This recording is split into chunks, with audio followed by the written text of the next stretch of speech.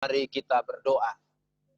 Bapa di sorga, kami bersyukur buat malam diberkati ini, karena kami diizinkan Tuhan untuk boleh kembali berjumpa di dalam satu pertemuan yang indah, sekalipun kami hanya melewati smartphone dan juga, oh Tuhan, alat-alat yang Tuhan percayakan untuk kami gunakan, aplikasi Zoom, Facebook, lewat tayangan live streaming malam hari ini. Kami percaya Tuhan bahwa Tuhan baik, kami bersyukur kami boleh ada bersama dengan persekutuan doa air hidup. Semua yang tergabung malam hari ini, kami percaya ada Tuhan, rencana Tuhan, ada maksud Tuhan buat setiap kami dalam perjumpaan ini. Karena itu Bapa di sorga, malam yang diberkati ini, mari Tuhan boleh berbicara buat kami lewat pemberitaan firman Allah. Tuhan nyatakan apa yang menjadi maksud dan pesan Tuhan. Karena kami jujur Bapak bahwa kami semua yang ada menyaksikan, yang sedang mendengarkan live streaming ini Bapak, kami semua ada dalam pergumulan-pergumulan hidup, pribadi lepas pribadi. Oh Tuhan, kami tahu bahwa hanya Tuhan saja yang dapat menolong kami dalam situasi dan keadaan yang kami alami, dalam sejumlah pergumulan-pergumulan. Dan kami percaya bahwa firman Tuhan adalah jawaban yang pasti buat setiap pribadi lepas pribadi. Karena itu hamba berdoa, Tuhan dimanapun setiap anak-anak Tuhan sedang menyaksikan tayangan live streaming malam hari ini, dan juga mengikuti di dalam Tuhan pertemuan di Zoom, meeting ini Tuhan kami berdoa, Tuhan berkati kami semua, Tuhan jamah kami semua, dan kebenaran yang hamba-Mu seberangkan malam hari ini boleh menolong kami sekalian untuk memahami tentang Tuhan lebih dalam lagi. Terima kasih Bapa, kami bersyukur Tuhan, di dalam nama Yesus Kristus kami berdoa dan sambut firman Tuhan. Haleluya. Amin. Baik, puji Tuhan Bapak Ibu Saudara sekalian yang terkasih di dalam kasih Tuhan kita Yesus Kristus. Dimanapun saudara sedang menyaksikan tayangan pada malam hari ini, saudara baik yang sudah tergabung di aplikasi Zoom, dan juga saudara sekalian yang juga tergabung di live streaming Facebook, baik dalam persekutuan doa air hidup maupun akun daripada Facebook saya sendiri. Saya percaya bahwa malam hari ini kita akan diberkati oleh Tuhan dengan berkat-berkat kebenaran firman Allah. Sebelum saya akan berbagi berkat firman Tuhan ini, saya mengajak Bapak Ibu Saudara sekalian yang sudah tergabung untuk boleh membagikan saudaraku di akun Facebook saudara, entah ke grup atau kepada rekan teman saudara, sehingga pemberitaan pada malam hari ini juga boleh menjadi berkat. Saya berterima kasih buat persekutuan doa air hidup yang pada kesempatan malam hari ini boleh memberi saya waktu untuk dapat berbagi berkat firman Tuhan. Saudara, malam hari ini saya akan menyampaikan kebenaran tentang waktu. Ya, tema khotbah yang saya sampaikan adalah jangan sia-siakan waktu yang ada. Ini tema khotbah yang akan kita perhatikan. Saudara, ini satu tema khotbah yang cukup panjang, karena itu malam hari ini saya akan menyampaikan saja bagian yang pertama. Saya berusaha untuk menyampaikan secara tuntas bagian yang pertama ini, dan kesempatan berikut saya akan membahas lagi bagian yang kedua. Ayat yang akan menjadi sorotan kita pada malam hari ini terambil dari suratan Efesus, pasal yang kelima ayat yang ke-16. Mari kita buka Alkitab kita, dan saya akan membacakan buat kita sekalian, untuk kita sama-sama boleh mendengarkan kebenaran ini, memperhatikan kebenaran ini. Efesus 5 ayat 16, dan pergunakanlah waktu yang ada, karena hari-hari ini adalah jahat. Saudara yang diberkati, Alkitab mengatakan dengan jelas, pergunakanlah waktu yang ada, karena hari-hari ini adalah jahat. Puji Tuhan, saudara bisa lihat di tayangan, di live streaming kita, terlihat jelas di sana ada ayat itu, pergunakanlah waktu yang ada, karena hari-hari ini adalah jahat. Jadi saudara yang diberkati oleh Tuhan, Alkitab memberitahu kepada kita supaya kita mempergunakan waktu yang ada. Nah, kalau kita mempelajari Alkitab, saudaraku, kata waktu itu ditulis ada 3 macam di dalam bahasa Yunani. Yang pertama itu disebut dengan kronos, yang kedua disebut dengan aion, dan yang ketiga disebut dengan kairos. Nah, saudara, kronos itu apa? Kronos itu artinya waktu yang ada. Seperti hari, bulan, tahun, itu namanya kronos. Sedangkan aion itu waktu yang tanpa batas. Atau sebuah waktu kekekalan, itu aion. Sedangkan kata kairos itu lebih menunjuk kepada kesempatan. Nah, kalau kita membaca ayat di dalam Efesus pasal 5 ayat 16 yang tadi menjadi ayat pokok kita malam hari ini, saudara, di sana digunakan kata kairos. Pergunakanlah waktu, di sana digunakan kata kairos. Berarti waktu di sini berkaitan erat dengan sebuah kesempatan atau periode waktu tertentu yang ada batas waktunya, yang ada akhirnya. Nah, saudara yang diberkati, kita ini sedang berjalan di dalam waktu kronos. Tetapi di dalam waktu kronos ada yang namanya kairos. Di dalam setiap hari yang saudara jalani, hari Senin, hari Selasa, Rabu, hari Kamis, hari Jumat, hari Sabtu, model ke ini hari, saudaraku, di dalamnya ada yang namanya kairos atau kesempatan. Karena itu saudara, di dalam waktu yang kita jalani ini kita tidak bisa sembarangan. Paulus memakai kata pergunakanlah dengan baik-baik itu waktu. Pergunakanlah kesempatan yang ada di dalam kronos. Karena kalau satu hari, atau sebut saja hari ini seperti hari Sabtu, kita lewati ini hari tanpa melihat kesempatan-kesempatan yang ada, maka kita akan kehilangan sejumlah hal yang sesungguhnya mungkin akan berdampak buat hidup saudara dan saya. Nah, karena itu pada malam hari ini, peringatan akan kebenaran ini penting buat saudara dan saya. Sehingga sekalipun kita ada di dalam masa pandemi COVID-19, atau kita ada di dalam situasi, saudaraku, serba terbatas, saya mau sampaikan bahwa sekalipun keadaan terbatas, tapi waktu yang namanya kronos berjalan terus. Sekalipun saudara kita sedang ada dalam situasi COVID-19, tetapi kronos hari lepas hari akan terus berjalan. Tanpa kita sadari, saudaraku, kita sudah masuk bulan ke-6. Hari ini, saudaraku yang diberkati oleh Tuhan. Nah, pertanyaannya adalah, jangan sampai kita karena melihat kronos yang kita lewati ini ada dalam masa COVID-19, sehingga kesempatan-kesempatan, ada peluang-peluang, ada waktu-waktu yang disebut kairos kita abaikan. Saudara yang diberkati oleh Tuhan. Teristimewa, saya mau sampaikan buat kita orang-orang percaya, anak-anak Tuhan.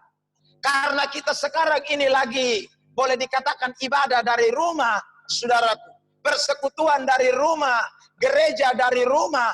Adakah Anda dan saya tetap melihat waktu-waktu itu adalah kesempatan untuk kita diberkati oleh Tuhan?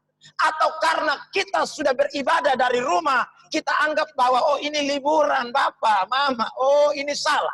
Kalau kita sudah masuk kepada saudaraku sebuah pandangan atau pemahaman seperti itu, maka kita akan kehilangan kesempatan-kesempatan, peluang-peluang. Jangan heran, saudaraku yang diberkati, nanti setelah selesai pandemi, atau kita akan masuk kepada new normal, orang banyak yang akan saudaraku tertinggal secara iman, atau akan mengalami stagnan secara iman. Mengapa? Karena sudah beberapa bulan ini, mereka menganggap bahwa ibadah bukan sesuatu yang merupakan penting dalam hidupnya. Ada banyak kesempatan-kesempatan beribadah yang mungkin sudah diabaikan. Mungkin dulu sebelum pandemi corona, dia rajin persekutuan. Hari Senin, Selasa, Rabu, Kamis, Jumat, Sabtu. Tetapi karena di masa pandemi, dia sudah terbiasa dengan nyantai di rumah. Akhirnya dia lupa. Ada kesempatan-kesempatan, peluang-peluang untuk seharusnya dia pakai, manfaatkan untuk beritakan atau menerima kebenaran firman Allah. Saudara, saya sendiri ketika mulai masuk di masa pandemi memang tertekan. Saudaraku yang diberkati, maksudnya begini, ya. Saudaraku, saya biasa pelayanan KPI dari daerah ke daerah, biasa ke persekutuan satu, ke persekutuan doa yang lain. Hampir tiap hari, saudaraku yang diberkati, harus memberitakan Injil, harus pergi melayani. Tetapi dengan masa pandemi, saudaraku, semuanya serba terbatas. Kita dibatasi oleh aturan, protokol pemerintah, social distancing, saudaraku yang diberkati, sehingga kita tidak bisa bertemu. Namun, saudaraku, di masa pandemi itu, saya kemudian, saudara, diingatkan oleh Tuhan untuk membaca ayat ini. Pergunakanlah waktu yang ada. Pergunakanlah kesempatan yang ada. Bisa saja karena orang tidak tahu, saudaraku yang diberkati. Saya bisa saja anggap itu waktu adalah waktu liburan, tidur nyantai di rumah dan lain sebagainya. Tetapi ketika ini ayat datang kepada saya dan saya mulai memahami kebenaran ini, Bapak Mama Saudara, saya ambil keputusan untuk kemudian terus melayani Tuhan. Meskipun dengan cara live streaming, sekalipun dengan cara saudaraku berkhotbah lewat layar handphone, smartphone, Android, tidak ada orang yang menyaksikan. Tetapi saudara yang diberkati oleh Tuhan, saya bersyukur saya tidak menyia-nyiakan kesempatan untuk melayani Tuhan. Dan rupanya Tuhan berperkara di balik COVID-19. Sehingga saudara, sekalipun seolah-olah COVID-19 berusaha membatasi sebuah pelayanan, pergerakan pelayanan yang biasa kami kerjakan. Tetapi lewat ini Tuhan ingatkan saya. Dan akhirnya itu boleh berdampak sampai hari ini. Saudara yang diberkati oleh Tuhan Yesus Kristus, saya bersyukur persekutuan doa air hidup hari ini kemudian juga saudaraku mengambil inisiatif untuk mulai kembali pelayanan ini, saudaraku, dengan cara lewat Zoom dan live streaming lewat akun Facebook. Saya rasa ini adalah peluang yang seringkali kita abaikan, Bapak Mama Saudara. Ini kesempatan yang luar biasa. Karena itu saya ingatkan, ini cuma salah satu contoh. Belum contoh-contoh yang lain, saudara yang diberkati oleh Tuhan. Ya, karena itu malam hari ini saya ajak kita semua dimanapun saudara sedang mengikuti live streaming ini, mengikuti khotbah ini, saya mau beritahu kepada kita sebagai hamba Allah, ayo bangkit dari tidurmu, bangkit dari kemalasanmu. Saya tidak tahu apa Anda sedang buka Alkitab, membaca Alkitab hari-hari ini atau tidak. Saya tidak tahu bagaimana jam-jam doamu. Saya tidak tahu, saudaraku yang dikasih oleh Tuhan, bagaimana hubunganmu dengan Tuhan. Tapi izinkan saya untuk menyampaikan malam hari ini sebagai hamba Allah, untuk memberi pesan kepada saudara, supaya saudara bangkit sekarang. Kalau misalnya saudara sedang tidak mempergunakan waktu saudara di masa kairos ini, kesempatan, peluang-peluang Anda sedang abaikan, maka malam hari ini saya ajak kita untuk mulai bergairah kembali. Ada banyak peluang yang saudaraku diabaikan. Lebih banyak pegang HP, main game, status yang aneh-aneh. Saudaraku yang diberkati oleh Tuhan. Sekarang lagi tenar, yang muka jelek, dong jadi muka cantik. Saudaraku yang diberkati oleh Tuhan. Itu aplikasi apa? Face kok apa? Itu saudaraku. Ya boleh saja, beta sana bilang itu salah. Hanya saudaraku yang diberkati, kalau lu kerjain hari, hanya rubah lupu muka, susah 10 kali, saudaraku yang diberkati oleh Tuhan. Ya aneh saya, saudaraku yang diberkati ya. Sabantar tua, sabantar muda, sabantar rambut lurus, sabantar muka jadi pelat, sabantar maju.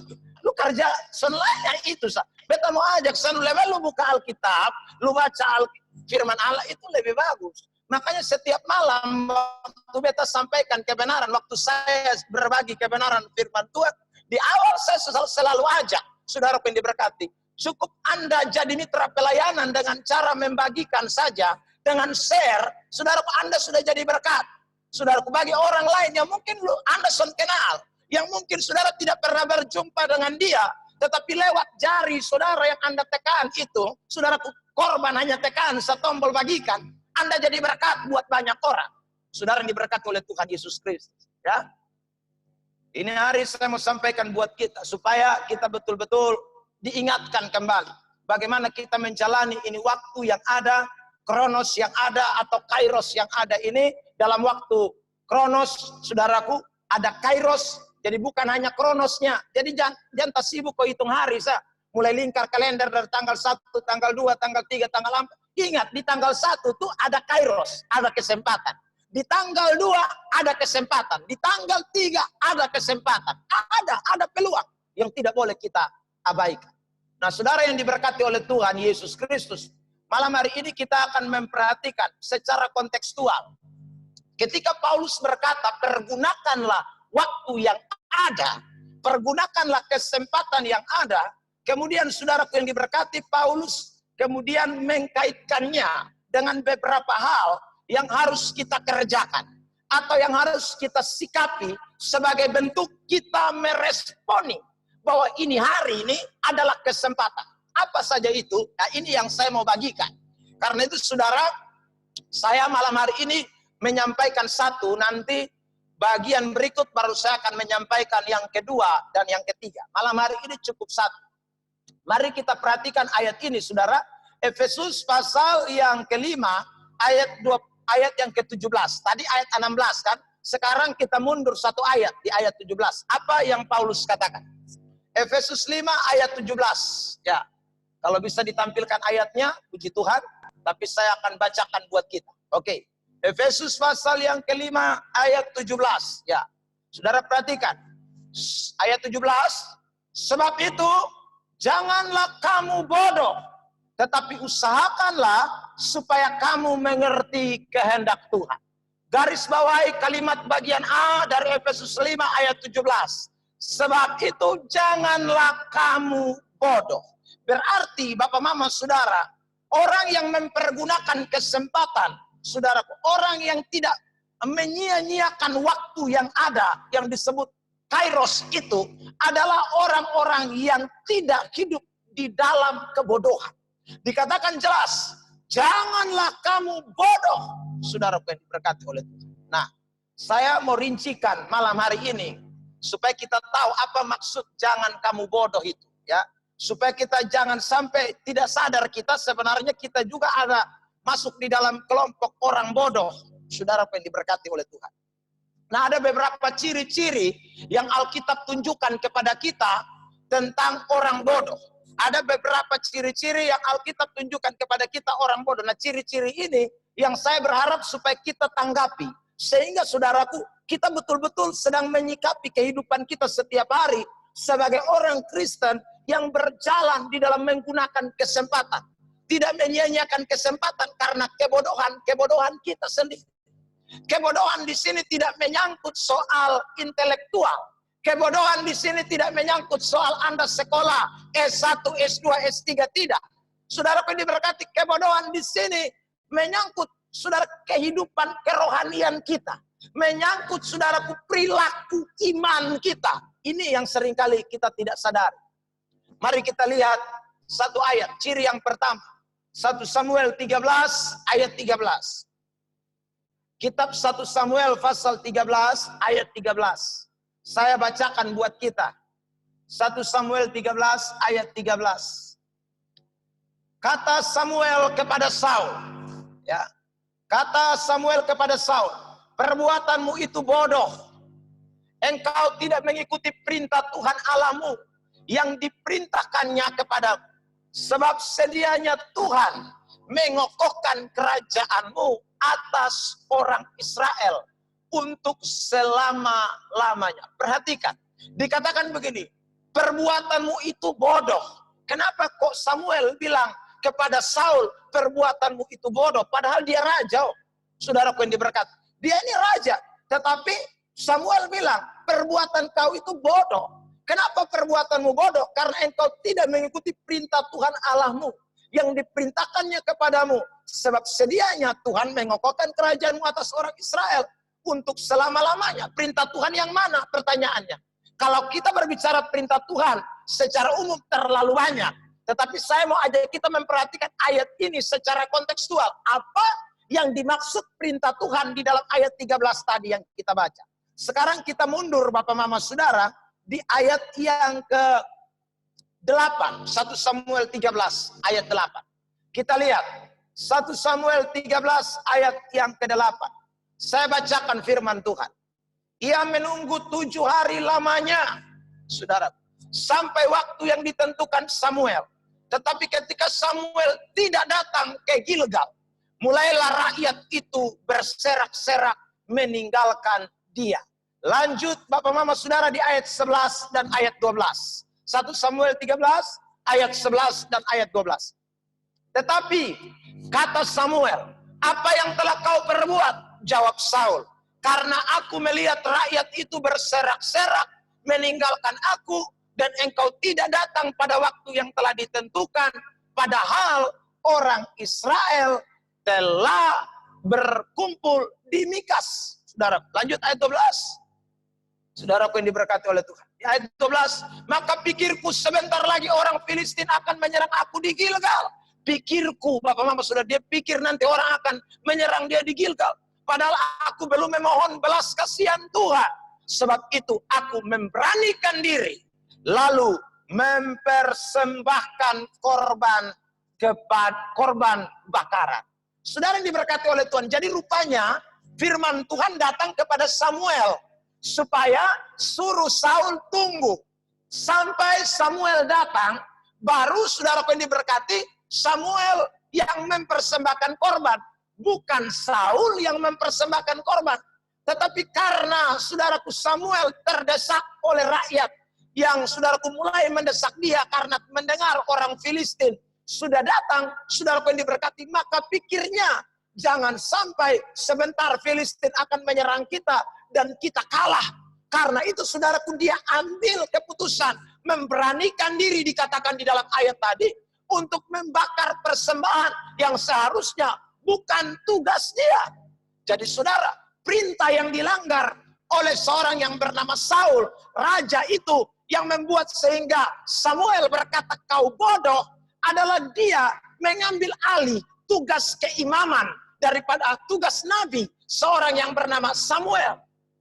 Saudara yang diberkati oleh Tuhan Yesus Kristus. Kenapa dia mengambil tugas ini? Karena dia didesak. Karena saudaraku dia mulai mengalami yang namanya ketidaksabaran. Dia mulai saudaraku berpikir berandai-andai. Saudaraku yang diberkati oleh Tuhan. Sehingga akhirnya dia bertindak sesuatu yang bodoh. Dia bertindak sesuatu yang tidak menyenangkan. Dia bertindak sesuatu yang saudaraku bertentangan dengan apa yang menjadi mau Tuhan. Saudara yang diberkati oleh Tuhan. Saya mau sampaikan buat kita malam hari ini. Ada banyak orang Kristen yang tidak mempergunakan waktu yang ada. Dengan bersikap bodoh. Saudaraku yang diberkati, malas tahu. Cuek, yang dia pikir apa dia kerjakan. Dia tidak peduli apa yang firman Tuhan katakan. Dia tidak peduli dengan apa yang Alkitab katakan. Saudaraku yang diberkati oleh Tuhan, dia pikir dengan yang penting saya enak. Dia pikir yang penting saya diberkati. Dia pikir yang penting saya jangan dapat celaka. Dia pikir, bersandar kepada pikirannya sendiri. Itu yang Alkitab katakan sebuah kebodohan. Saudara yang diberkati oleh Tuhan, di masa pandemi ini, di masa COVID-19 ini, kita jangan tergesa-gesa mengambil keputusan apapun. Jangan bertindak sesuatu yang menyalahi Alkitab. Jangan berbuat sesuatu yang membuat saudara seperti didesak oleh sesuatu dan kemudian ambil keputusan yang keliru. Saudara yang diberkati, contoh real, ekonomi kita hari-hari ini sedang terdesak. Saudara yang diberkati oleh Tuhan. Ingat, dan ada orang-orang tertentu yang mulai ambil jalan salah. Saudaraku, karena didesak oleh ekonomi, dia pikir jangan sampai kita mati kelaparan. Jangan sampai kita akhirnya nanti melarat. Jangan sampai kita tidak bisa makan. Jangan sampai kita tidak bisa minum. Saudaraku yang diberkati. Ya, akhirnya bikin hal-hal yang bertentangan dengan firman Allah. Bertindak sesuatu yang salah. Bertindak sesuatu yang tidak benar oleh karena pikirannya. Saudaraku yang diberkati. Curi, rampok orang, saudaraku, utang tambah banyak. Saudara yang diberkati, utang itu boleh, tapi jangan sampai lewat batas. Saudara yang diberkati oleh Tuhan. Ya, masih banyak lagi hal-hal yang lain. Main judi, saudaraku, supaya bisa dapat duit cepat. Tidak bisa, saudara. Ingat, memang kita ada dalam posisi yang terdesak. Secara ekonomi terdesak, secara kebutuhan terdesak. Tetapi jangan gegabah. Ingat baik-baik. Kalau kita bersikap sebagai orang-orang yang tahu, setiap waktu, setiap kesempatan ada peluang yang harus kita tangkap. Maka saudaraku, berjalanlah di atas kebenaran. Sekali firman, tetap firman. Tidak boleh pakai ilmu kepepet. Tidak boleh pakai ilmu air di batang leher. Tidak boleh pakai model kayak begitu, saudaraku yang diberkati. Kita orang percaya, kita harus yakin Tuhan selalu punya waktu, Tuhan punya cara, Tuhan punya banyak hal yang dia bisa kerjakan. Ketika Anda pakai ilmu kepepet, Anda pakai ilmu di batang air, di batang leher, saudaraku yang diberkati oleh Tuhan, itu tandanya bahwa Anda sedang bersikap bodoh. Minta maaf, saya harus menyampaikan kebenaran ini secara tegas. Saya mau ajak kita semua yang sedang menyaksikan live streaming tayangan ini, dimanapun saudara dan saya berada, Ingat baik-baik, tetap sabar, tetap menunggu waktu Tuhan. Karena Tuhan selalu punya timing, Tuhan selalu punya waktu. Dia tidak pernah, saudaraku, bekerja tanpa waktu. Kalau saudara mengerti itu, maka saudara akan menangkap peluang-peluang yang ada dengan tetap bersabar dan menunggu kesempatannya Tuhan. Itu tidak boleh diabaikan. Saudara yang diberkati, ada yang bilang, aduh ini kotongson bisa nikah ini. Karena mau nikah online justru bisa, saudara yang diberkati oleh Tuhan. Ya, dia susun sabar, saudara yang diberkati. Akhirnya dia bilang, sudah kita hamil duluan saja, nanti nikah dari belakang. Weh, bet mau kasih ingat, dengar baik-baik ini malam, saudara yang diberkati. Kalau Anda sekarang mesti dihambat dengan hal ini, itu berarti Tuhan mau Anda belajar taat kepada firman Allah. Jangan buru-buru, saudara yang diberkati oleh Tuhan. Jangan bodoh. Ya saudara, jangan bodoh. Ya, ingat, ini saya mau sampaikan pada malam hari ini. Yang lagi rencana nikah dong, sabar ya. Saudaraku, ingat sabar. Kalau memang mau nikah, ini bulan-bulan ini, saudaraku. Ya, tapi ada gereja tertentu yang bisa juga mungkin melayani, saya tidak tahu. Tetapi saudara sebagian besar tidak bisa. Ya, karena itu, saudara yang diberkati oleh Tuhan, saya mau ajak kita pada malam hari ini, ingat, sabar. Ini Tuhan sedang ajar kita ini. Saudaraku yang diberkati oleh Tuhan. Jangan kabur. Jangan terburu-buru. Ikuti apa yang saudaraku Alkitab katakan. Sebab kalau Anda dan saya terburu-buru, kita akan menyalahi aturan firman Allah. Tadi saya sudah omong itu. Sehingga nanti banyak orang yang saudaraku melakukan hal-hal yang tidak berkenan kepada Tuhan. Jadi karena itu yang pertama jangan lupa. Saudaraku, kalau kita tidak mau bodoh, berarti sabar menunggu. Ada maksud Tuhan di balik semua peristiwa. Sabar menunggu, ada waktu Tuhan di balik semua peristiwa. Saudara yang diberkati oleh Tuhan, ya. Kalau tidak, kita akan terjebak dalam hal-hal yang tidak menyenangkan Tuhan. Saudara yang diberkati oleh Tuhan, sabar, ya.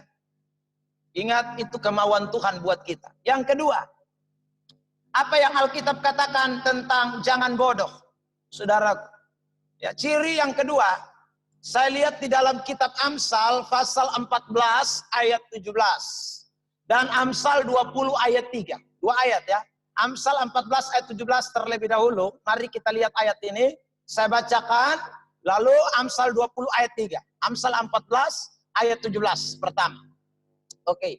Saya baca. Siapa lekas naik darah berlaku bodoh, tetapi orang yang bijaksana bersabar. Siapa lekas naik darah, dikatakan dia berlaku bodoh. Amsal 20 ayat 3. Amsal pasal 20 ayat 3. Oke. Amsal 20 ayat 3. Terhormatlah seseorang jika ia menjauhi perbantahan. Tetapi setiap orang bodoh membiarkan amarahnya meledak. Jadi orang bodoh itu identik dengan naik darah. Satu. Saudaraku di ayat 17.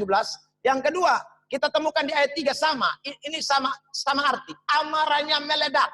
Naik darah sama amarah meledak. Itu saya rasa sinonim. Kalimat yang sama punya arti. Saudara yang diberkati oleh Tuhan. Seringkali kesempatan-kesempatan itu menjadi sirna.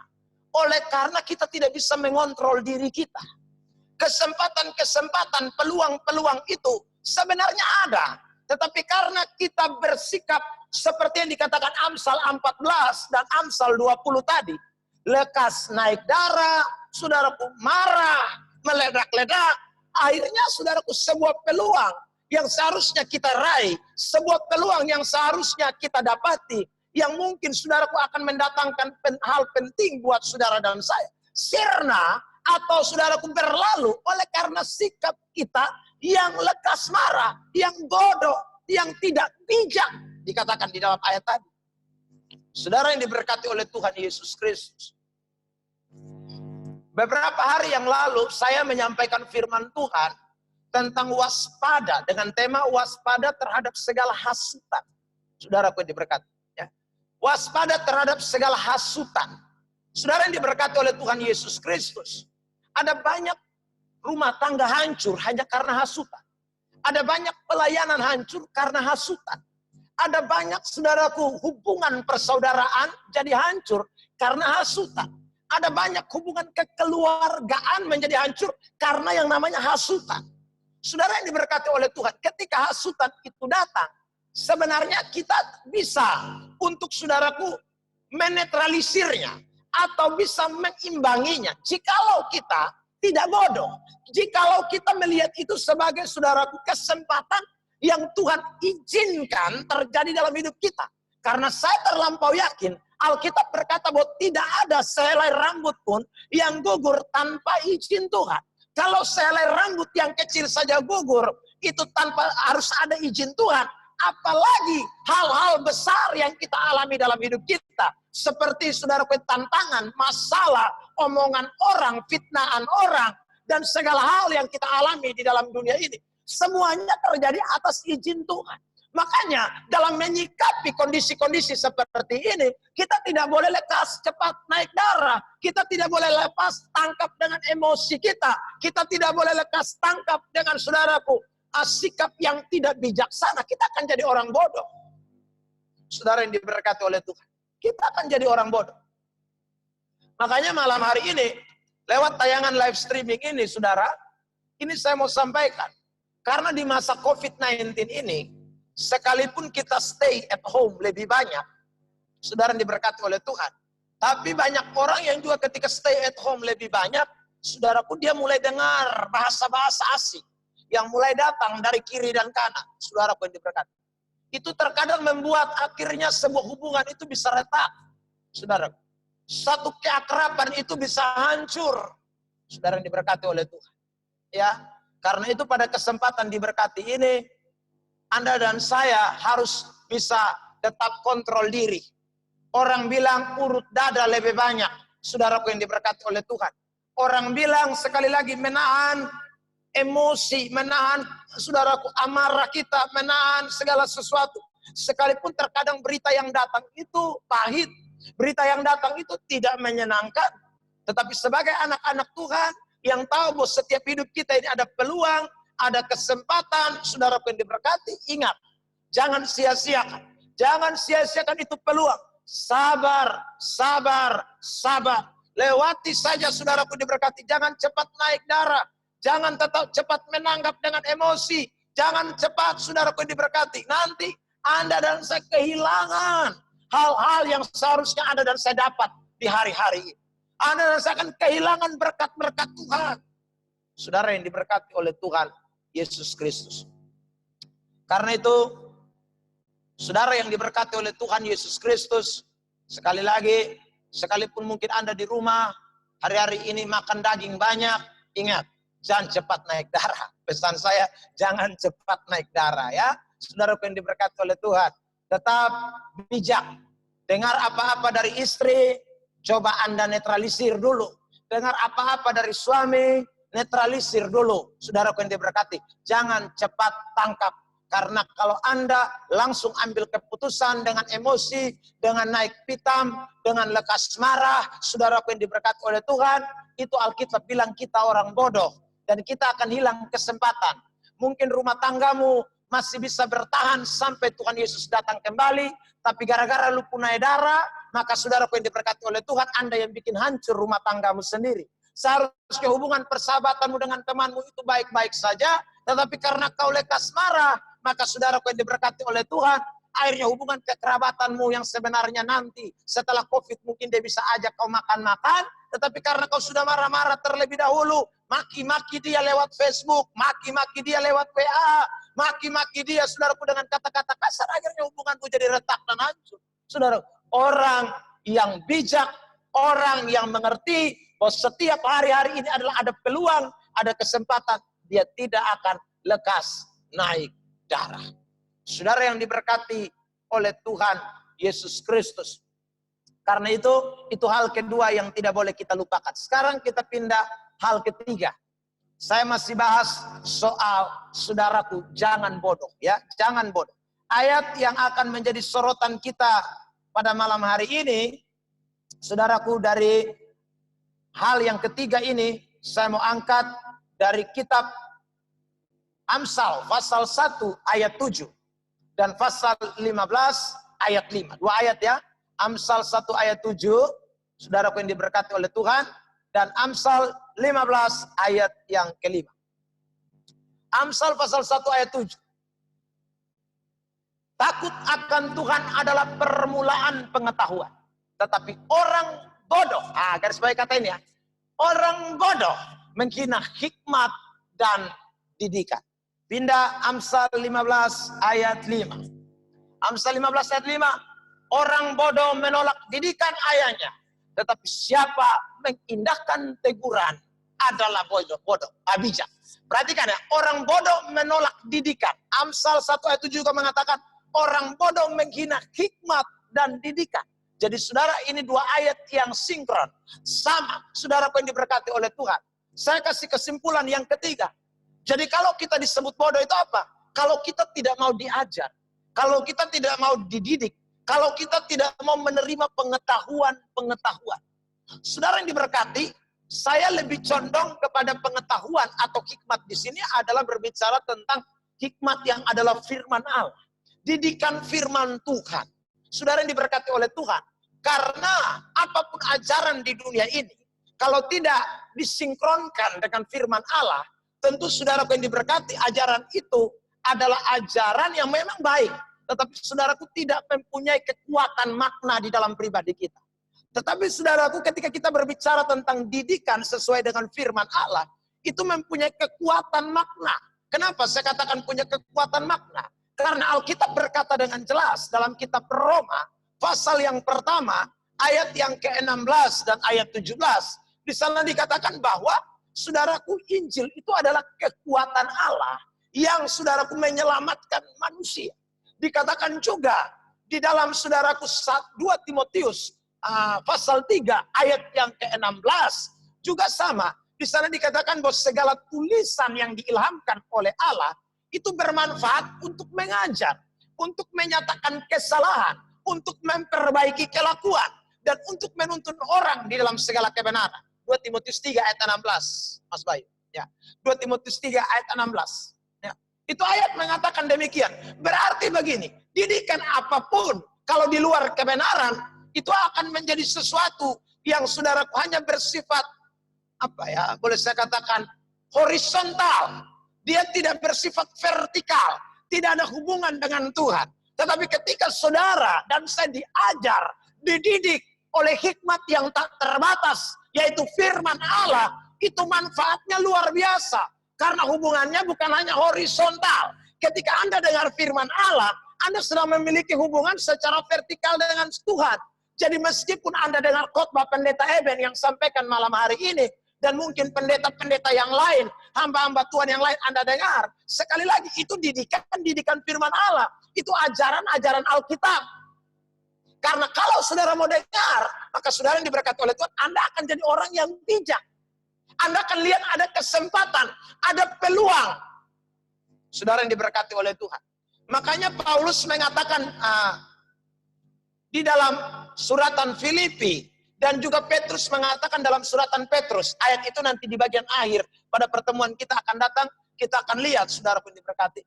Paulus berkata bahwa, lihatlah, ini sebagai kesempatan untuk engkau bertobat.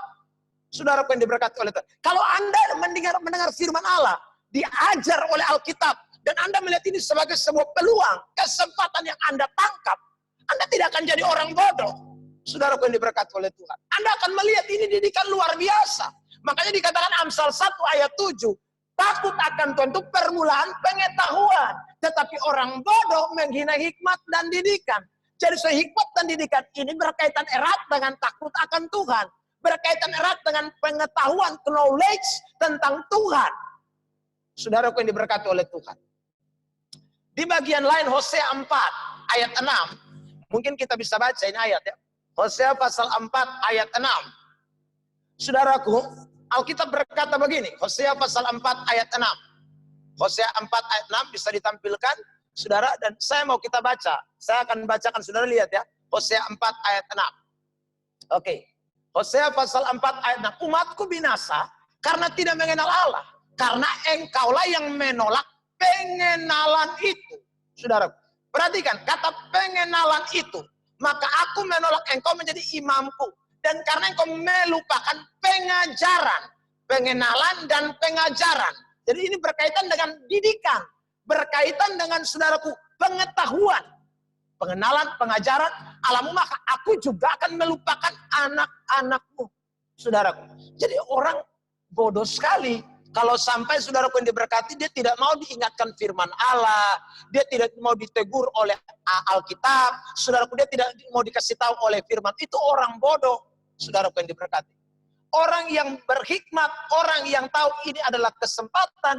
Setiap kebenaran khotbah yang dia dengar, sekali lagi dia anggap ini adalah didikan yang luar biasa. Saudaraku yang diberkati. Sehingga itu akan membuat dia mengalami perubahan. Saudaraku. Makanya sekalipun mungkin secara usia, saudara terkadang mungkin lebih tua dari kami yang pendeta muda-muda begini, saudara yang diberkati. Tapi izinkan saya dengan hormat, kalau Anda dengar firman, nah jangan, anak kecil satu ini masih bau-bau susu, dia omong potong. Jangan, saudara yang diberkati. Meskipun ini bau-bau susu, tetapi beta sedang omong, ini kan kebenaran. Jadi saudara yang diberkati, saya berharap Anda buka hati, terima didikan. Amsal 13 ayat 13 omong juga kan. Barang siapa saudaraku yang dikasih oleh Tuhan. Coba Amsal 13 ayat 13. Saya ingat ini ayat. Ini Amsal 13 ayat 13. Boleh tampil. Amsal 13 ayat 13. Saudara yang diberkati oleh Tuhan. Saya mau baca buat kita. Amsal 13 ayat 13. Oke. Alkitab berkata begini. Siapa meremehkan firman, ia akan menanggung akibatnya. Tapi siapa taat kepada perintah, akan menerima balasan. Jadi kalau saudara tidak meremehkan firman Allah, saudara akan terima balasannya. Saudara akan dapat peluangnya. Saudara akan dapat berkatnya. Saudara akan dapat sesuatu yang menyenangkan. Sesuai dengan ayat yang tadi pertama kita baca 2 Timotius 3 ayat 16. Saudaraku yang diberkati oleh Tuhan. Karena itu malam hari ini jangan bodoh. Saudara, dengar firman, terima, simpan dalam hati. Ya, lakukan kebenaran itu. Itu ciri orang yang betul-betul tidak bodoh. Dia memanfaatkan peluang, kesempatan. Jadi kebodohan sekali lagi terkadang tidak dinilai dari hal-hal sekuler. Ada banyak orang yang pintar secara sekuler, tapi firman Tuhan omong, dia tidak mau ikuti firman Tuhan omong, dia pakai dia punya pikiran sendiri, saudaraku. Dia pakai dia punya cara pandang sendiri, tidak bisa. Anda dan saya sepintar dan sehebat apapun, kita mesti tunduk kepada firman Allah. Kita harus tunduk kepada firman Allah. Pendeta Budi Asali mengatakan di dalam tulisannya, saudaraku. Sepintar apapun kita mesti tunduk kepada kebenaran Tuhan. Alkitab di atas segala-galanya. Jadi kalau Alkitab didik, ajar apa, terima itu. Kita jangan sok pintar. Saudara yang diberkati. Ya, itu yang kita tidak boleh lupakan. Saudara yang diberkati oleh Tuhan. Jadi ini ciri orang bodoh yang seringkali, saudaraku, terjadi dalam hidupnya. Sehingga dia tidak memanfaatkan kesempatan-kesempatan yang ada. Ketika orang meremehkan firman, saudaraku yang diberkati oleh Tuhan, maka tindakannya pasti akan bertentangan. Contoh ya, Lukas 24 ayat 25. Lukas 24 ayat 25.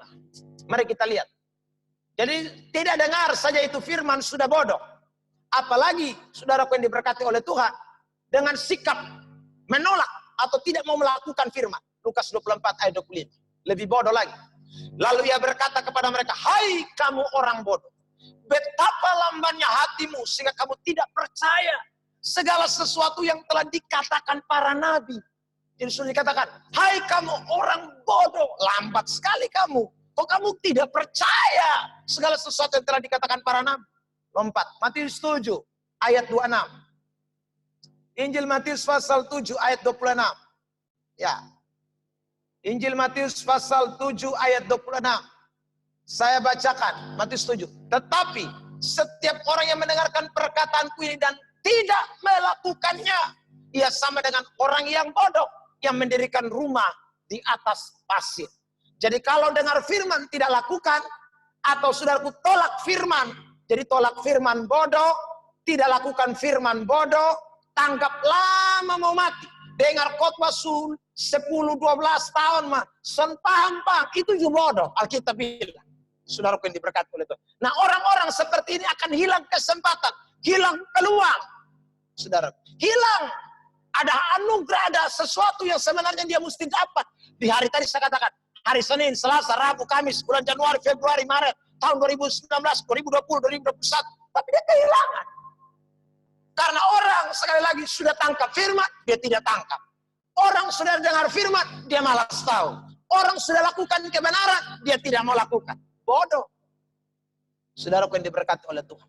Nah karena itu, Paulus berkata sekali lagi, pergunakanlah waktumu yang ada, karena sekali lagi hari-hari ini adalah hari jahat. Lalu dia katakan di ayat 17, jangan kamu bodoh. Ya, jangan kamu bodoh. Saudaraku yang diberkati oleh Tuhan. Ini yang kita tidak boleh abaikan. Jadi kalau kita melakukan ini sekali lagi, tidak bodoh, sabar, ya saudaraku, tidak terburu-buru, ambil keputusan, itu yang pertama. Lalu yang kedua, saudaraku sabar, ya. Kemudian saudaraku yang diberkati, tadi kita sudah membaca, ya, tidak cepat naik darah, tidak lekas naik darah. Ya, saudara ikuti apa yang ketiga, ikuti apa yang firman Tuhan katakan, ya. Saudaraku yang diberkati, maka kita akan lihat hidup kita ini akan penuh dengan peluang-peluang. Hidup kita ini akan penuh dengan berkat-berkat yang kita akan tuai. Saudaraku yang diberkati, yang akan kita dapati, yang akan kita terima. Saudara, kita mau diajar, dididik oleh firman Tuhan untuk terus melakukan apa yang Tuhan kehendaki. Ini akan membawa kita melihat sesuatu yang luar biasa. Sekarang kita masuk yang keempat.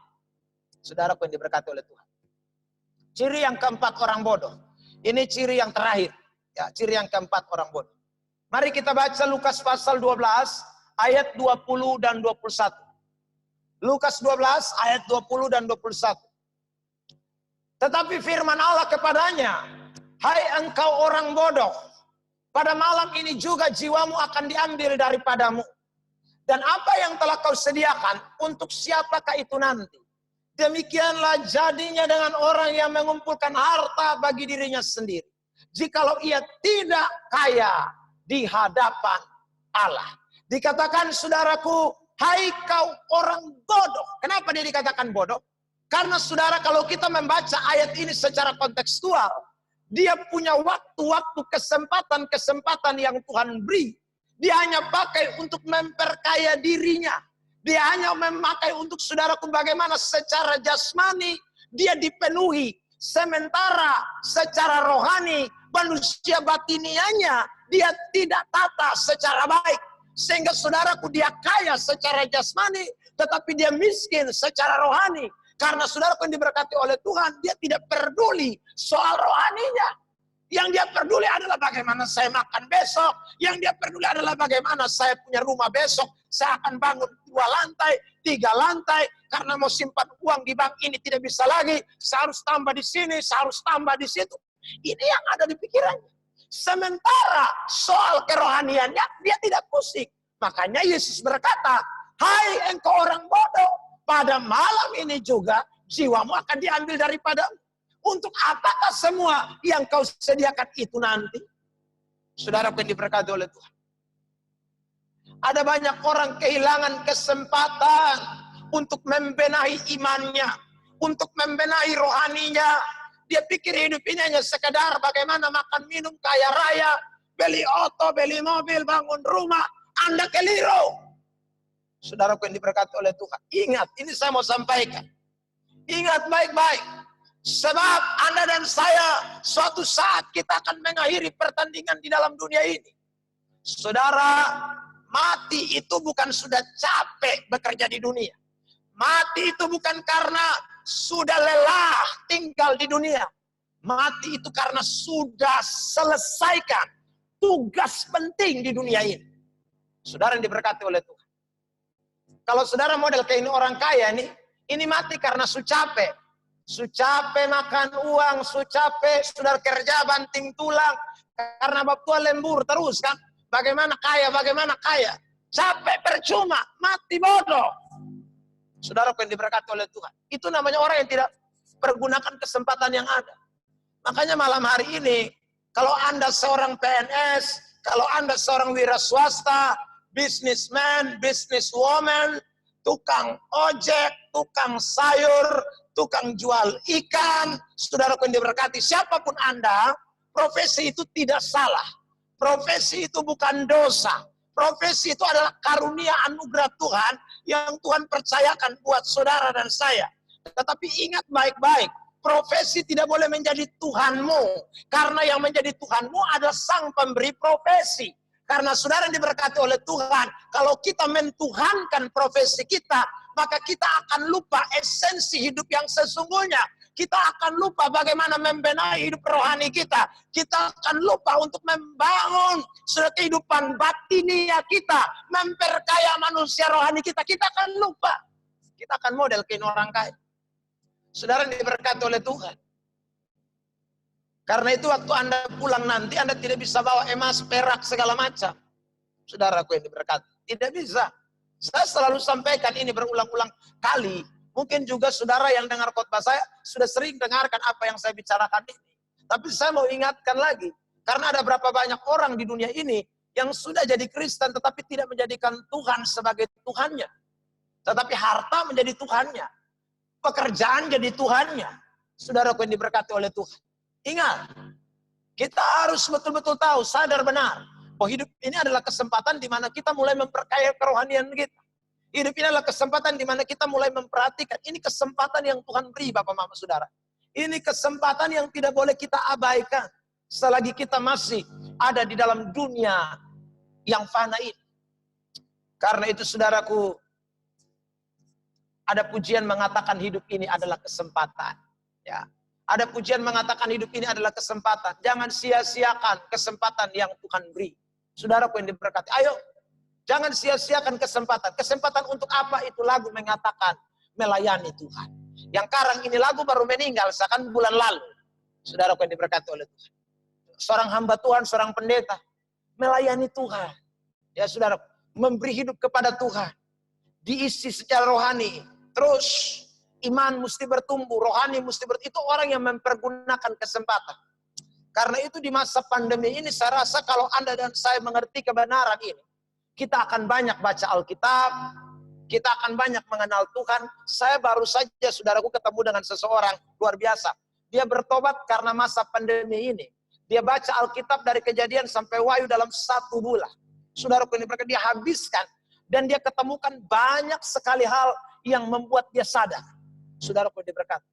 Dia bilang, Bapak, saya ternyata, saudaraku, dia sama ke sida-sida Ethiopia. Jadi setelah dia baca, dia tidak mengerti. Dia tidak paham. Lalu datanglah seseorang kepada dia. Saudaraku, begitu datang dia bilang begini, saya sudah baca habis Alkitab ini, tapi saya sudah tanda, saya sudah tulis, hanya saya belum paham. Tolong, ada pendeta kok yang bisa datang kok. Mulai kasih tahu beta, ini ayat sebenarnya mau omong apa. Saudaraku, langsung dia pun teman, direspon. Temannya ingat, kebetulan kenal saya, saudaraku dia berkata. Dia telepon saya, dia bilang, oh ada. Saudaraku, dia kasih tahu itu Pak, bilang ada. Lalu dia telepon saya, Pak Pendeta bisa tidak datang ke rumah ini, alamatnya di sini. Orang ini butuh dibimbing dengan kebenaran. Dia sudah selesai membaca Alkitab. Saudara diberkati dan saya pergi. Saudaraku, saya tidak tunda-tunda lagi. Saya buru-buru cepat langsung saudaraku. Saya responi dan ketika saya sampai dia sudah siap dengan catatan di bukunya yang penuh. Dengan ayat-ayat Alkitab. Saudaraku yang diberkati. Dan kemudian dia mulai bertanya kepada saya. Dia bilang, betul Pak Pendeta, selama ini saya salah. Saya menyembah patung. Saya melakukan semua yang di Galatia pasal yang kelima. Ayat 19-20 dia bilang, Bapak saya sudah tulis. Saya sudah buat semua ini. Saudaraku yang diberkati oleh Tuhan. Saudara, dan dia mulai mencurahkan isi hatinya. Saya menjelaskan kebenaran buat dia. Saudaraku, dan dia mulai paham.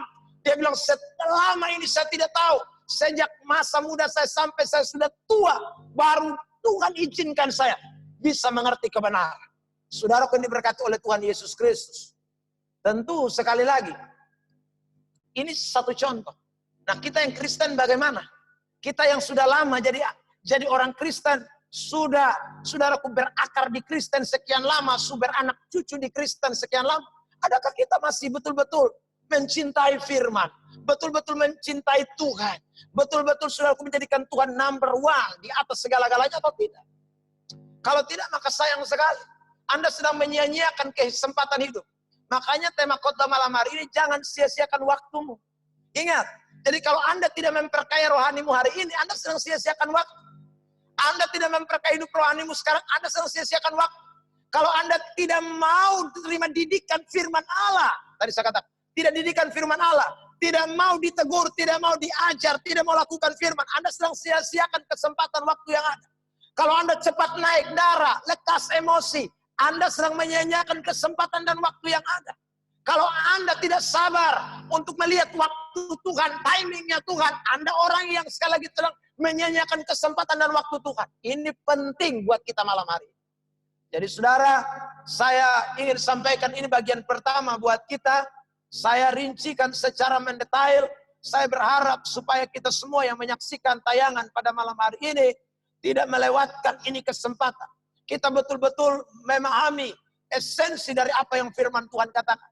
Sehingga saudara diberkati, kita akan terus melihat hari-hari yang Tuhan beri ini adalah kesempatan untuk kita lakukan sesuatu. Minggu yang akan datang, saudaraku, saya akan membahas bagian yang kedua dan bagian yang ketiga.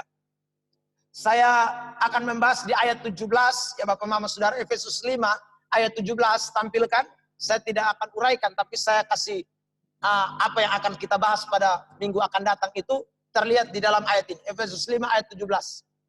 Tampilkan bagian B, saya akan bacakan buat kita. Efesus 5 ayat 17. Efesus pasal yang kelima, ayat yang ke-17. Oke.